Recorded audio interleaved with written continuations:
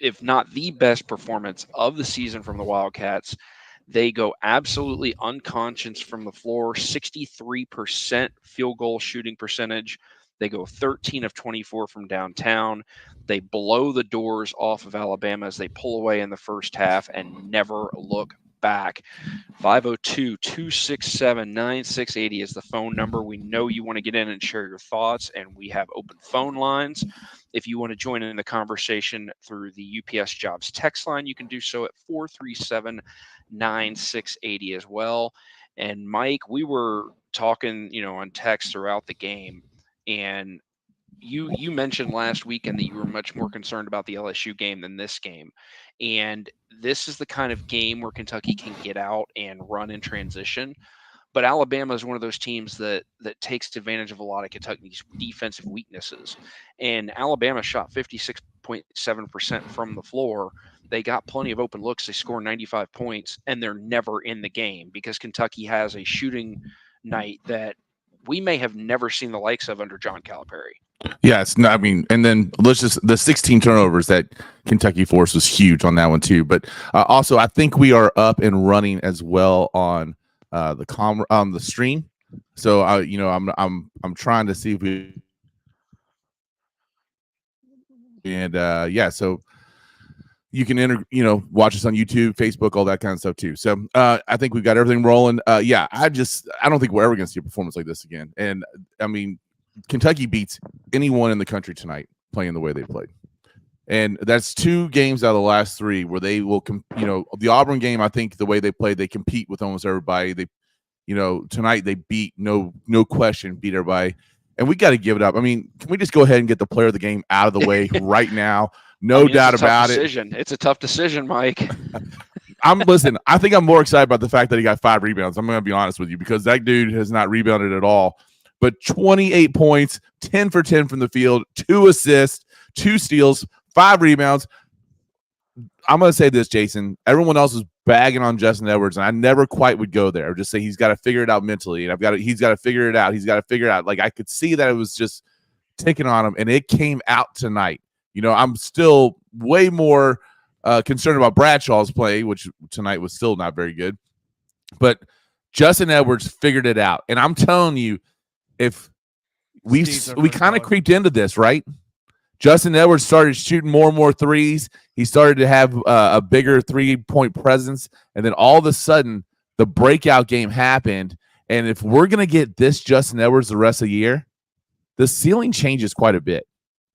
Yeah, and I was talking to one of our longtime listeners on Twitter about this. This has been the last month or so, you've seen some signs. There hasn't been necessarily that one big game where he's done everything, but there have been signs that he's starting to kind of figure things out. And John Calipari has always seemed to have issues with, certain guys that come in, and if they don't get it going early, he tends to, he'll do the thing of, well, I can't play him. I can't trust him. I can't rely on him. So I can't give him minutes. And he never fully did that with Justin Edwards. And you've seen over the last month, he's starting to get more and more confident every game. And I think games like this, where he's able to utilize his athleticism in the full court, are games where he's going to thrive. I still need to see him have some big performances in games where it's more of a half court affair and he's got to play within the offense and set plays and things like that. But like you said, going to the glass, it was something we talked about the other night, how you have that kind of a body and that kind of a frame, and you don't just luck your way into some rebounds. He had a rebound in the first half that can only be categorized as a grown-ass man rebound, fought it away from 2 Alabama players to the point I thought they were going to call a jump ball because it took so long, and that goes down the other end and leads to an alley-oop for Big Z. Those are the kind of plays that the entire team is able to build off of. Those are the kind of effort plays that Cal wants to see from these guys. And look, give Kentucky credit. You pointed out the turnover numbers. Kentucky showed in that first half some of the best defensive energy that I have seen all season. They have been questionable at the defensive end. They've had issues this season of not fighting through screens, of being late to get out to shooters. You didn't see any of that in the first half. You saw guys fighting over screens. You saw guys jumping passing lanes. and that defense led to numerous runouts. Kentucky ended up with 18 fast break points. They were able to jump out so far in the first half that despite the fact that Alabama just kept coming at them in the second half, they were never able to pick up traction. And a big part of that was when, the big man and Sears both picked up 2 early fouls. And they played Sears a lot in the first half with 2 fouls, but he couldn't play the same way he would normally play. And I think that really – and then Kentucky capitalized on that to a certain degree. And then we see them come out. Kentucky's got the big lead at halftime. I'm telling you, if Reed Shepherd hits that, save at halftime – the building would have imploded. Yeah, and actually, I want to give a shout-out to my friend Janelle, who had her daughter at UK. They're from Illinois. They were there at UK for a college visit this weekend. If you were there for that game and you're making your college decision, whether or not you're a basketball player or not, it was their first time going to Rupp Arena. I'm sure that it was awesome. So Janelle and Ava, I hope you had a great time. Decision's made. Yeah. You go and you say, if Reed hits that, it's over. But, there was a point early in that second half, Alabama, I think, cut it to 14. And I'm like, are we going to see a repeat of what we saw the other night? What we saw against Kansas? Is that going to come? And Reeves stepped up and stopped the bleeding, hit a big shot, and Kentucky then, just gradually increased that lead. And then you look up, all of a sudden, it's freaking 30 points against Alabama. And credit to Cal, too, because he called a timeout early in that run. He didn't wait until it was a 10, 12-0 run. He managed that game as well as any game that he's managed this season in terms of when he utilized timeouts. He didn't have to do it very often, but he managed it very well when he did. I think the other thing is that, we talked about the other night, it was a two-man show. Everybody was standing around watching two guys do everything. You didn't have any of that tonight. You had Wagner had a bad offensive game in terms of shooting, but he gets 4 assists. He's out there playing solid defense. Ugana only had 1 rebound, but he only played 15 minutes, but he was still out there defending really well off the ball. He was doing a really good job when they took his man out to the perimeter. He wasn't leaving him like he did multiple times the last game.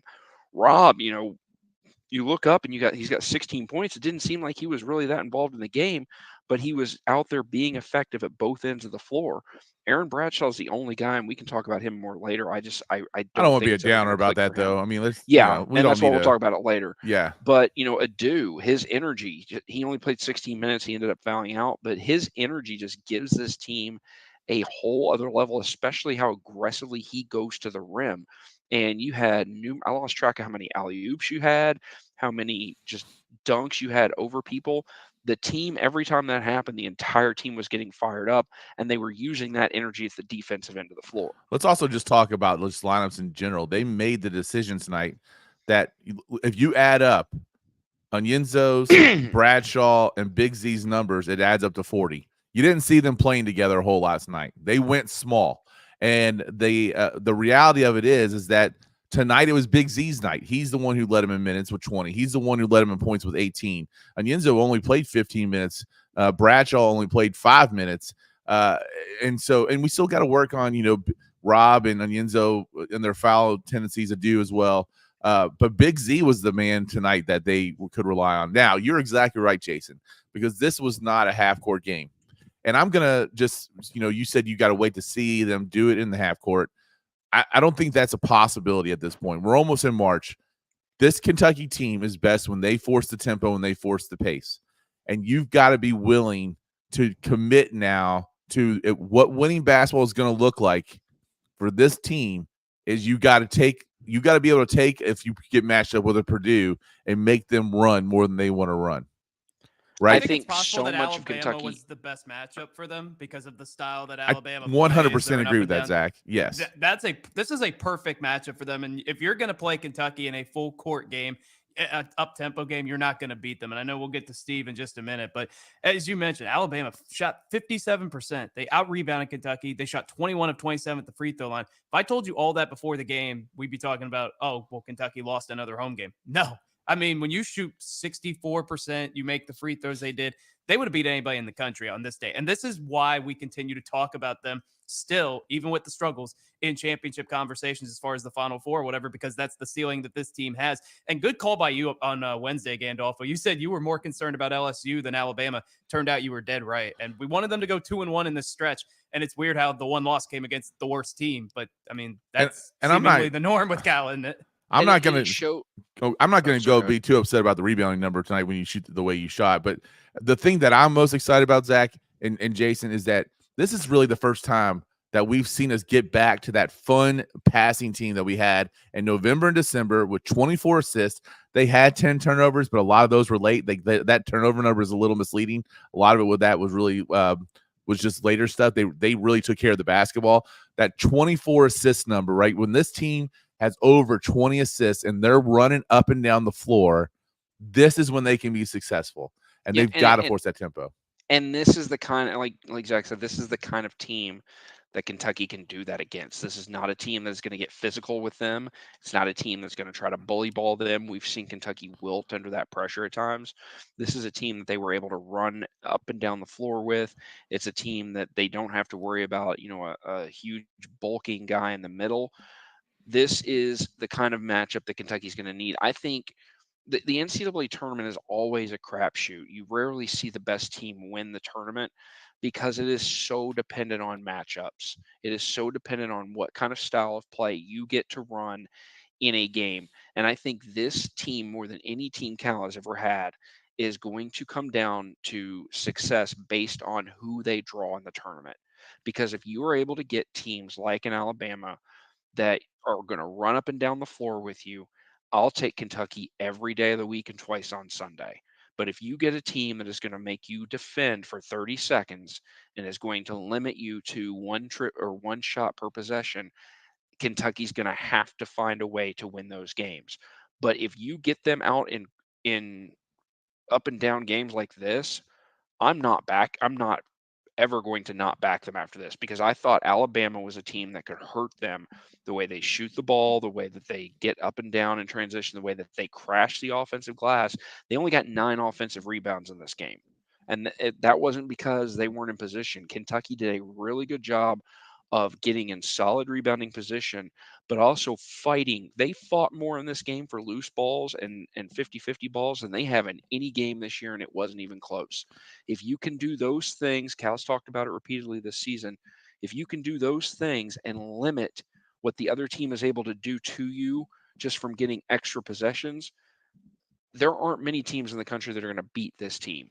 And this is why I said a couple weeks ago, I thought that I didn't want to see anything less than a Final Four, because again, we have seen today what this team can do, and we should not expect or accept anything less than this. And we're very fortunate, because obviously Cal had this team very rested because he did not have the press conference that long after LSU. Now, the other thing we're fortunate about is, I think he can probably take as long as he wants on this post-game press conference. He's at the podium right now. We're not going to bring it to you live, but if we maybe did, you want to. Yeah, and if we did, it would be delivered by the Office of Kentucky Highway Safety. Kentucky Office of Highway Safety.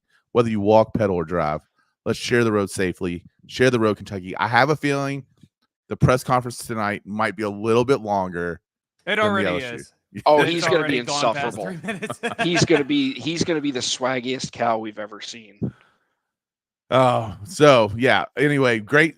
Let's hear from the callers though. Let's go to it. Who do we got first there, Zach? I believe we got Steve. We got Steve on the line. Steve, welcome to the Kentucky Fish and Wildlife Postgame Show. What's on your mind? How you doing, gentlemen? Pretty freaking good. I mean, that was a lot of fun. I still can't believe they didn't get the 118 that against like they did against Marshall. I know. They were right there, Jordan man. Jordan Burks, come on, man. All right, Louisville fans, you want this guy?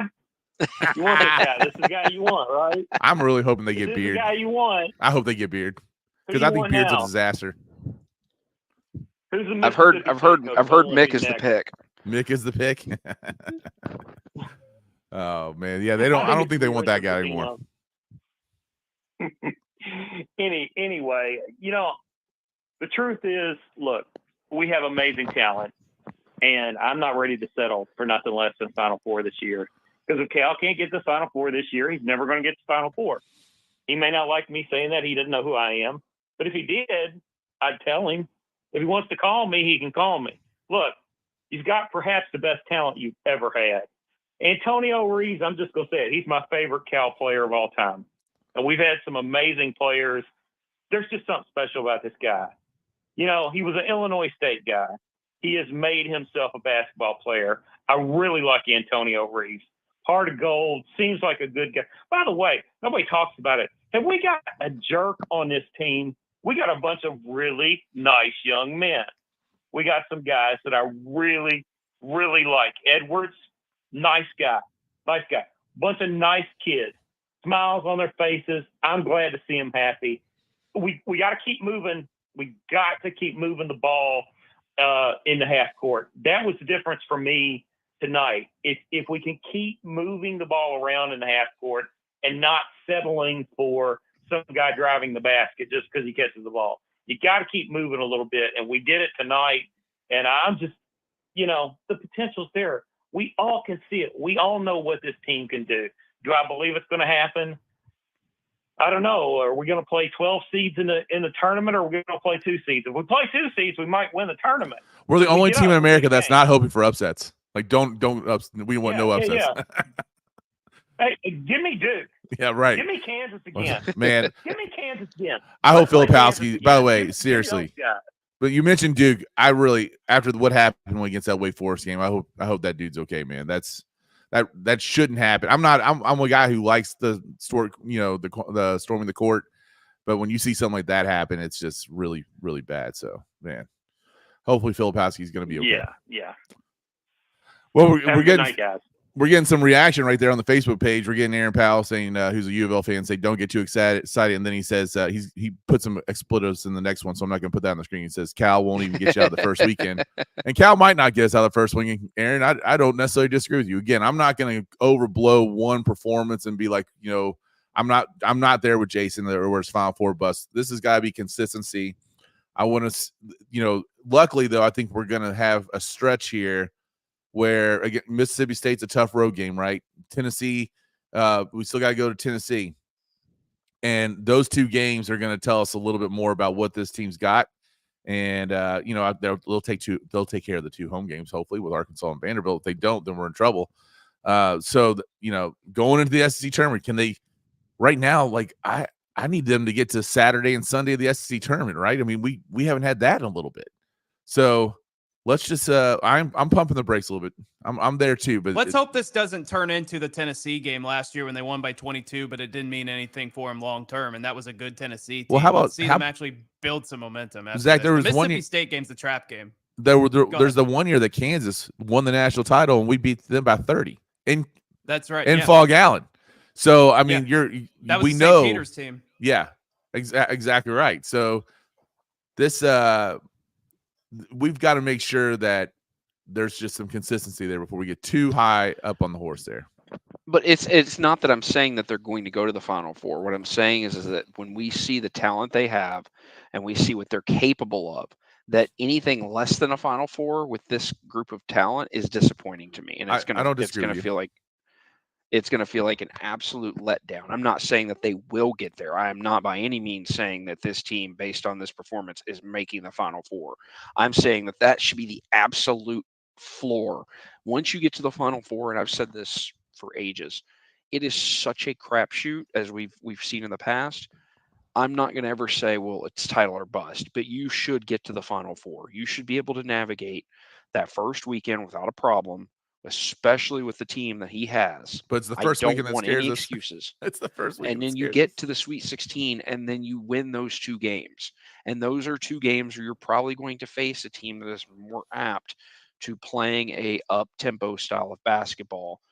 And with the guard play that you have, and we know, we have seen it all too many times with our team, with UConn's teams, whoever. Guards win titles, and we have 3 different guards that can go out there on any given night and absolutely take over. And there have been years where we haven't had one, and it's ended up killing us. And I just know that if this team goes 3-1 the rest of the way, and they don't get upset in the first round of the SEC tournament, I think they're probably a 5 seed. I think the two solid wins against Alabama and Auburn, probably put you in that 5 line. And as long as you don't get absolutely embarrassed against Tennessee. I think the way you beat Alabama could bump you up to a 4. Because I this think you wasn't a probably this got to get wasn't to a Sunday. You probably got to get to Sunday in the SEC tournament to get to 4. probably, but I think what's most impressive about this game, this wasn't one of those where it's, punch counter punch and then you pull away late. This was a game where you led by 16 at halftime. You pull away and you're up by 30 at one point. And look, Alabama never stopped coming. This Kentucky team had to keep putting up points. Alabama scored 95 points. Like Zach said earlier, if you told me before the game Alabama scored 95, I think we lose, especially the way they shot the ball. There were still some. I'm not going to get upset about the defense because that's one of those games where you're running up and down the court. You're exhausted. You cannot put in full energy for 40 minutes. You could see towards the end, some of the guys they were dead. They were gassed, especially Big Z. But they still gave up 95 points. But again, when you shoot the way that they did, there's not anybody that you're not going to beat. There's not a single team in the country that's beating Kentucky the way that they shot the basketball tonight. No, that's true. This was the highest over-under for a college basketball game since 2019. And they crushed smashed it. it by 35 and a half points. And it was over by 7, or with 7 minutes to go. 7 it was minutes already to go. over. Yeah. We're getting one guy on the Facebook page. Marcus is saying that Kentucky and Alabama both need to avoid teams who are playing physical. And of course, Alabama has shown that in the past. Like they lost to Purdue, they lost to Creighton, they lost to Arizona. They lost to San Diego State last year. So and that I wanted to say that real quick because I know we were kind of bagging on NATO's just a little bit ago, but the reality of it is for him to basically have to replace 9 dudes, including the SEC Player of the Year, and for them to be as good and play completely different than the way they did last year, it's pretty remarkable. And so because I just don't want to I know we're making fun of it because it's the whole U of L thing, but his coaching job this year has been pretty remarkable from that point. Should we go ahead and get to Grady? Hold on. Alabama never stopped coming. So save that for the mixtape. There we go. Save that for the mixtape, of course. Yeah, I knew as soon as I said it. Justin's somewhere cackling. All right. Go ahead. Who we got next? Grady? Grady, yeah, we got Grady on the line. Grady, welcome to the Kentucky Fish and Wildlife Postgame Show. What's on your mind, boss? Hey, guys. Obviously, a great game all around. Looking at the box score, the thing I like most is seeing Reed Sheppard playing the most minutes. I think he should always play the most minutes. By far the most all-around player. Led the team tonight in rebounds, assists, and steals. One thing that worries me to be probably the most concerning thing to me of this team is the fact that he led the team in rebounds. I think that moving forward, I don't know where we're going to get the rebounds from, but to make the Final Four, somebody's got to rebound. Somebody besides Reed Sheppard. Thanks, guys. I would just the only thing I would say about that first off, I noticed that too because like Reed really had 5 points until he hit that late 3. And I was talking to my son actually about just watch how he impacts the game and everything else he does, and it's not like he's having a bad shooting night. He shot 50% from the floor. He's 2 for 3 from 3-point range. But that dude can just impact the game in whichever way the opponent's going to allow him to impact the game. If he needs to be a scorer, he'll be a scorer. If he needs to be the guy who hands it off or dishes it off, that's what it'll be. And I can't disagree with what you said. He does need to be the guy who has the most minutes, him and Reeves together, and that's exactly kind of what happened. Reed had 32 minutes. Reeves had 31 minutes. And when those two guys are on the floor together, you're feeling pretty good about it.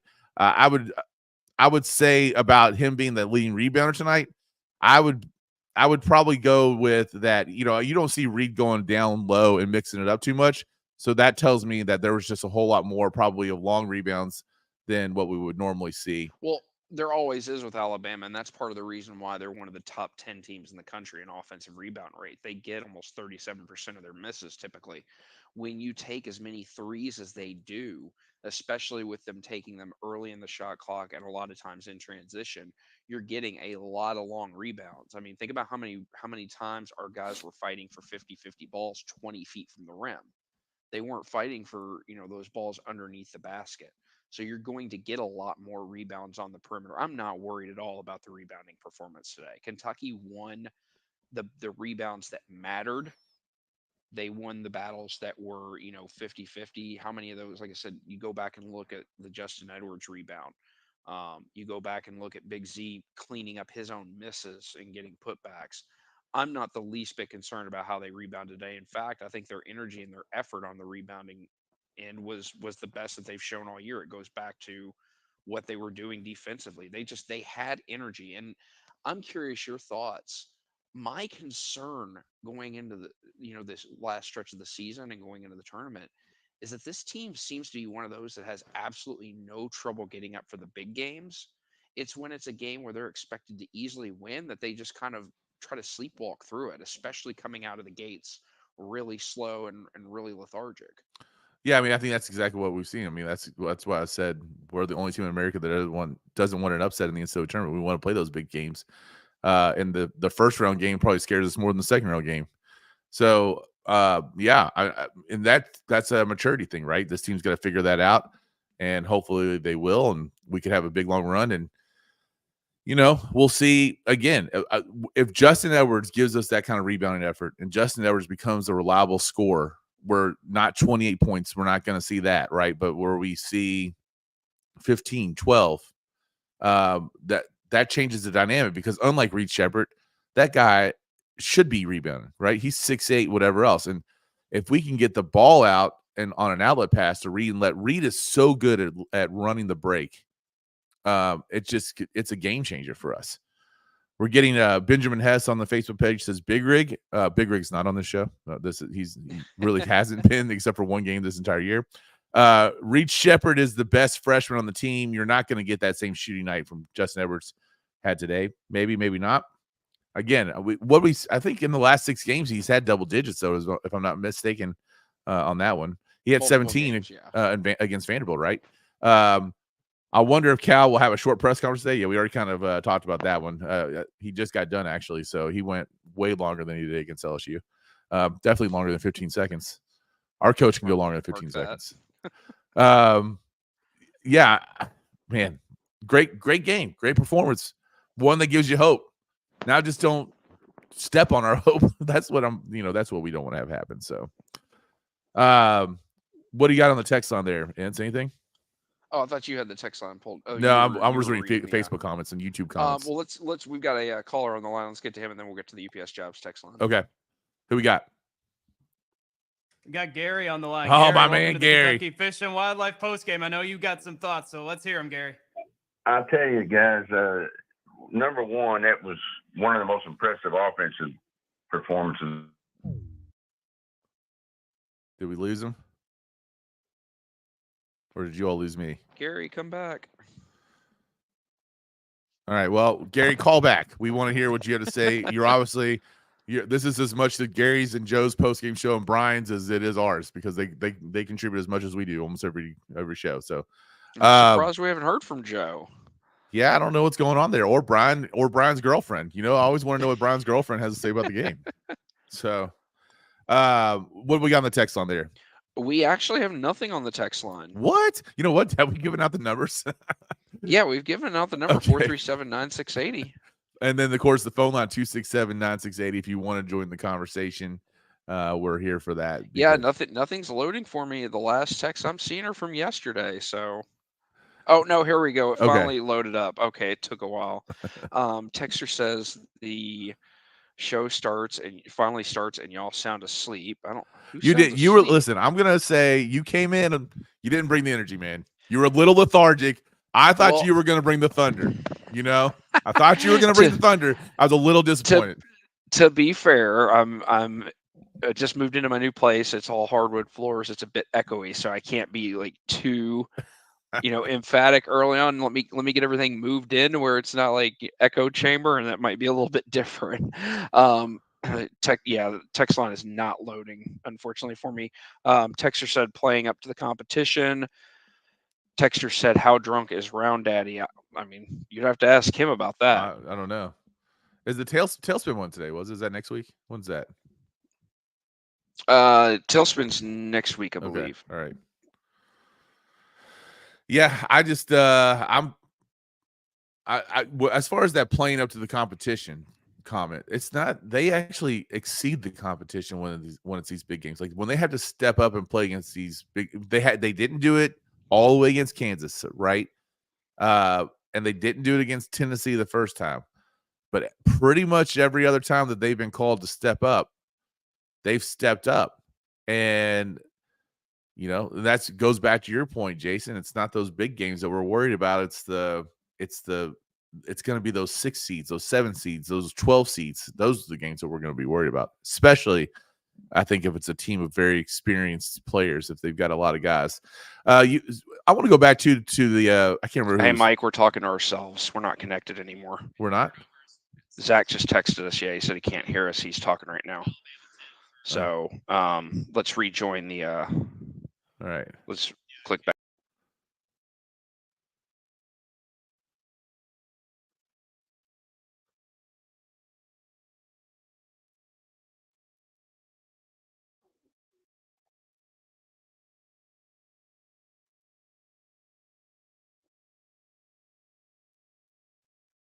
I think it's on his end. It's not on our end.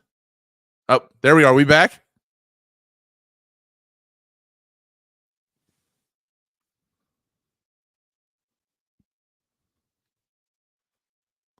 Ooh, they're playing an ad.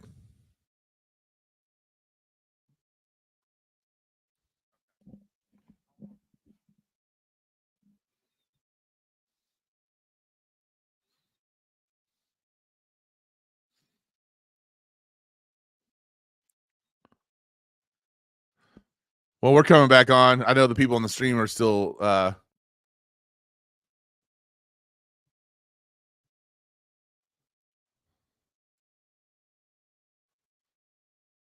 we will be right back on here in just a second. All right, guys. Sorry about that. A little technical difficulty there. We didn't even think we were going to be on the radio tonight.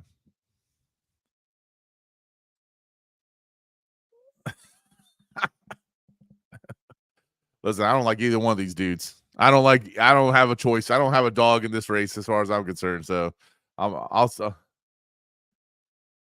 yeah, listen, the lizard people, are you talking about that? The Illuminati lizard people? Yeah, what is do you ever listen to Dan Cummins? Do you know who that guy is? The time suck guy?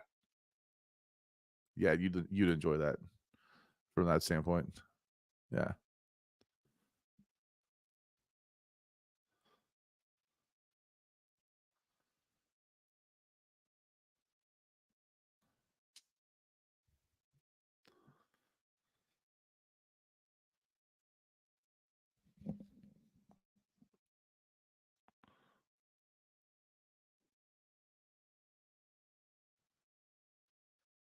Joe is here. All right, Joe.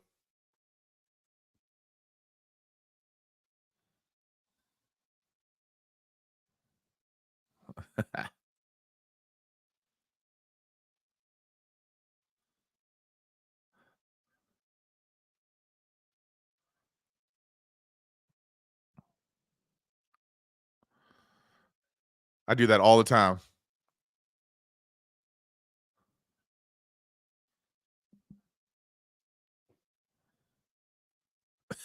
Oh, yeah.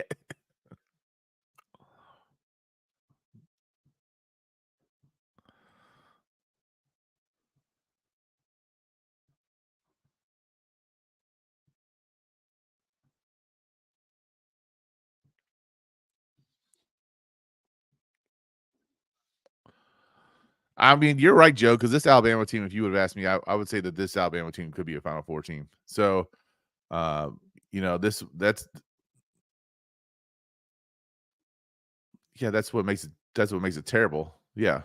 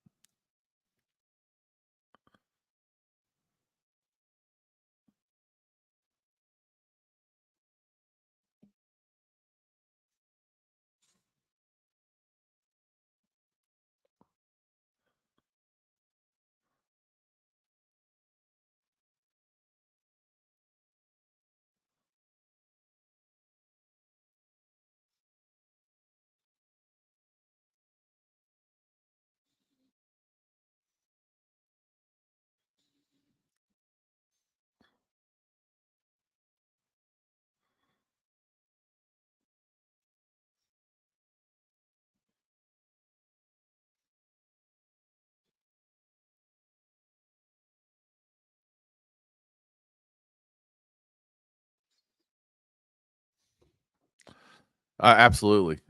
So, I don't even know what else there is to say about this thing, man. That this is it was. I mean, it was a historic performance. I just, but it goes back to just telling us how much fun this team can be and how much fun we were having with this team before conference play, right? And I'm just so glad that they were able to do that and show that it was still in them, that they still had that right there where they could go to it and that they could bring it back. And, we know that this team is fun when they're passing the ball. There's a ton of assists. They're getting up and down the floor. I mean, they only had 18 fast break points, but that didn't mean that the tempo wasn't leading to them, feeling like it was more, because you might have some fast break points that don't show up in the stat line where, maybe the initial break breaks down, you run a secondary break and it leads to an early bucket, whatever else. So 1.5 points per possession, 67% on the scoring percentage. Uh, Incredible performance tonight by the Cats. Not missing layups. Right.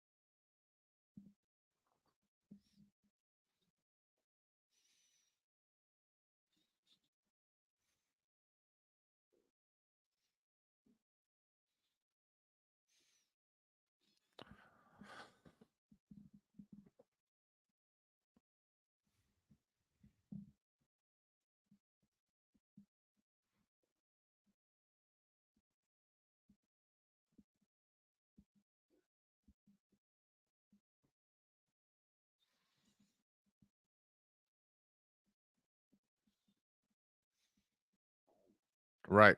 They got to the line. But that was a ton, and that was where where I thought the difference was early on in the game was in this. They got Sears in foul trouble, they got the big guy in foul trouble because they were attacking the basket strong, and we had not seen them draw fouls like that. I don't think really this year. Right.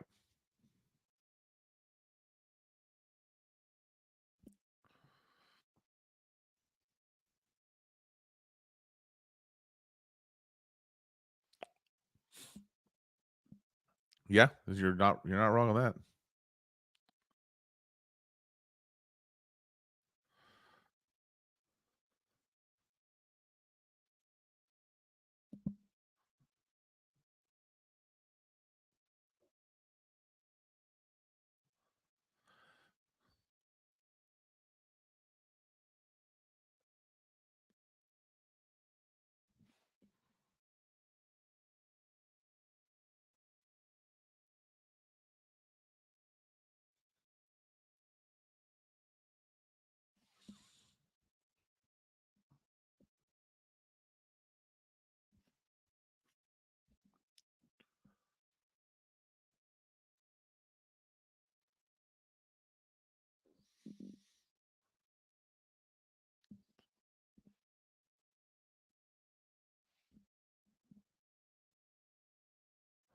I'm not counting on the rest of the year.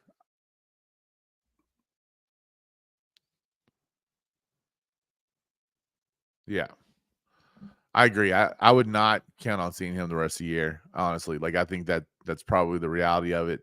And if they can find the right mix of guys, and they, I think that's why tonight was so important to show that they could play with this smaller lineup. But again, if you're going to play with this smaller lineup, you better get out and run. And if we're going to play against those teams that want to, have the 30-second possession and whatever else, you're going to have to extend the defense. The other thing, because I'm critical about this too, Kentucky did a great job of really minimizing early on, especially in the first half. I think they were 4 for 8, but really kind of minimize the effectiveness of Alabama's 3-point game. Yes, they were 50%, but they weren't 7 for 14. They were 4 for 8. And they did extend a little bit and make those a little bit uncomfortable. Of course, they still gave up some open looks. Okay. It wasn't perfect, but at least the show that they were trying to take away something. And right.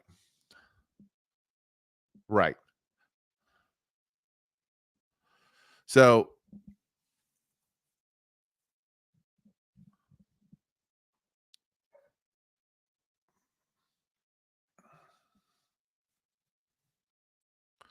yeah,